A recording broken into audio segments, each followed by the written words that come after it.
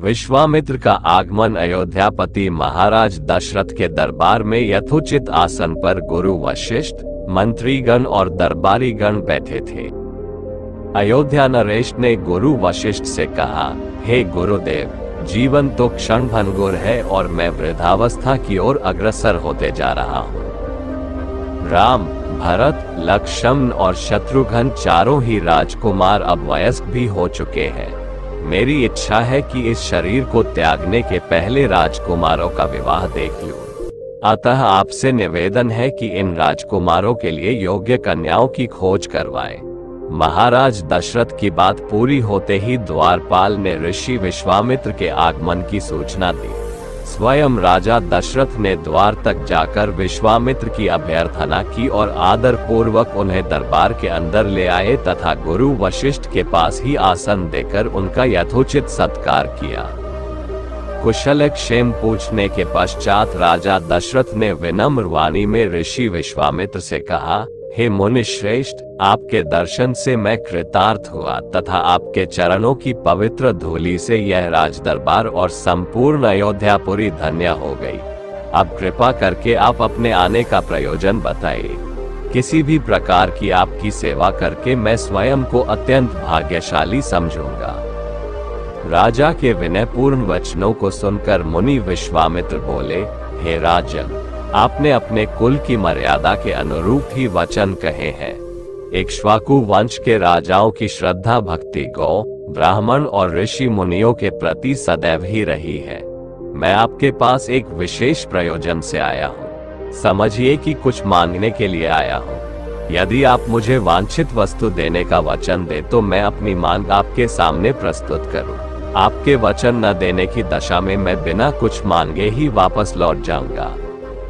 महाराज दशरथ ने कहा, हे ब्रह्मर्षि, आप निसंकोच अपनी मांग रखें। संपूर्ण विश्व जानता है कि रघुकुल के राजाओं का वचन ही उनकी प्रतिज्ञा होती है। आप मांग तो मैं अपना शीश काटकर भी आपके चरणों में रख सकता हूँ। उनके इन वचनों से आश्वस्त ऋषि विश्वामित्र बोले, राजन, मैं अपने आश्रम में एक यज्ञ कर रहा हूँ।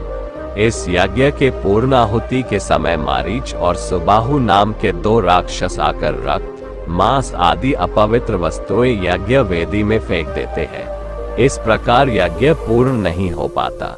ऐसा वे अनेक बार कर चुके हैं।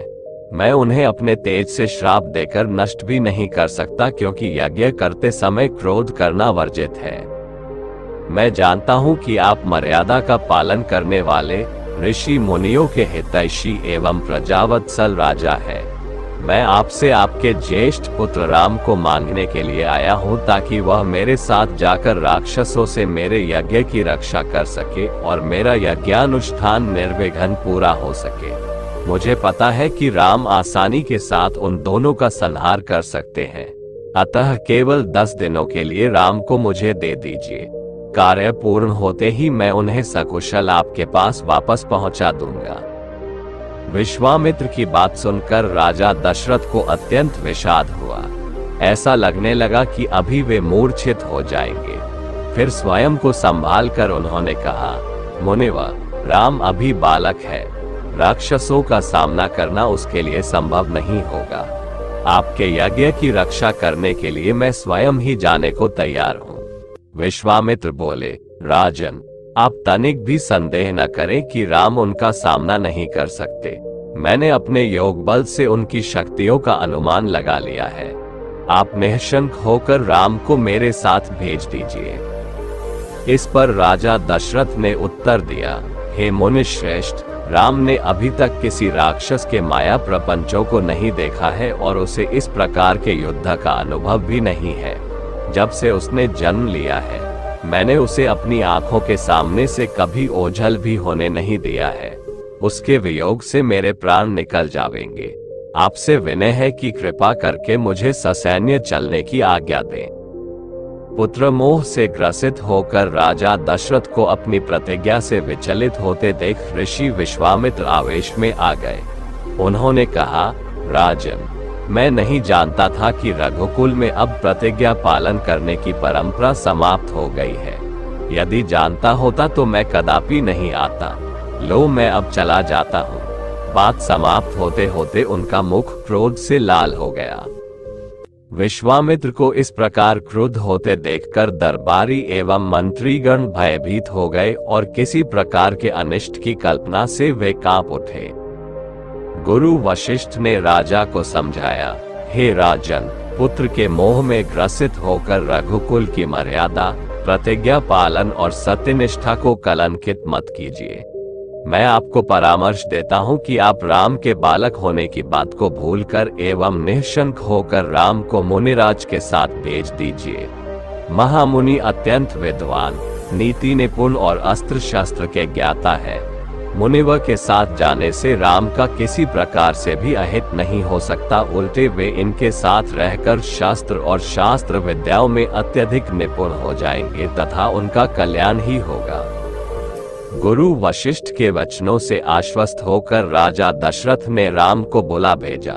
राम के साथ साथ लक्ष्मण भी वहां चले आए। राजा दशरथ ने राम को ऋषि विश्वामित्र के साथ जाने की आज्ञा दी।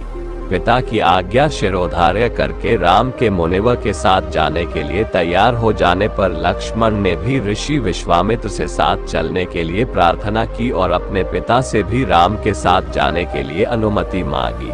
अनुमति मिल जाने पर राम और लक्ष्मण सभी गुरुजनों से आशीर्वाद लेकर ऋषि विश्वामित्र के साथ चल पड़े।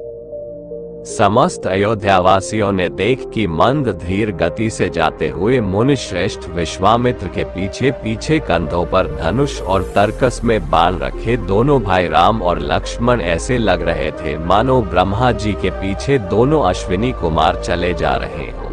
अद्भुत कांति से युक्त दोनों भाई गोह की त्वचा से बने दस्ताने पहने हुए थे।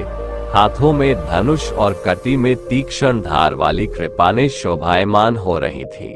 ऐसा प्रतीत होता था मानो स्वयं शौर्य ही शरीर धारण करके चले जा रहे हों। लता विटपों के मध्य से होते हुए 6 कोस लंबा मार्ग पार करके वे पवित्र सरयू नदी के तट पर पहुंचे। मुनि विश्वामित्र ने स्नेह युक्त मधुर वाणी में कहा, हे वत्स, अब तुम लोग सरयू के पवित्र जल से आचमन स्नानादि करके अपनी थकान दूर कर लो, फिर मैं तुम्हें प्रशिक्षण दूंगा। सर्वप्रथम मैं तुम्हें बला और अतिबला नामक विद्याएं सिखाऊंगा। इन विद्याओं के विषय में राम के द्वारा जिज्ञासा प्रकट करने पर ऋषि विश्वामित्र ने बताया, ये दोनों ही विद्याएं असाधारण हैं। इन विद्याओं में पारंगत व्यक्तियों की गिनती संसार के श्रेष्ठ पुरुषों में होती है। विद्वानों ने इन्हें समस्त विद्याओं की जननी बताया है। इन विद्याओं को प्राप्त करके तुम भूख और प्यास पर विजय पा जाओगे। इन तेजोमय विद्याओं की सृष्टि स्वयं ब्रह्मा जी ने की है। इन विद्याओं को पाने का अधिकारी समझकर मैं तुम्हें इन्हें प्रदान कर रहा हूँ।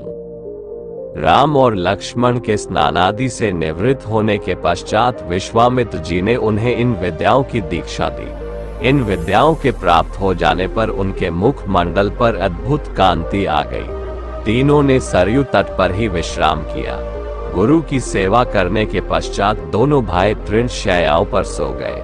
दोस्तों, अगर आपको हमारा वीडियो अच्छा लगे तो लाइक कीजिए, कमेंट कीजिए और अपने दोस्तों के साथ शेयर कीजिए और हमारे इस चैनल के साथ जुड़े रहने के लिए सब्सक्राइब कीजिए और बेल आइकन को प्रेस कीजिए। धन्यवाद।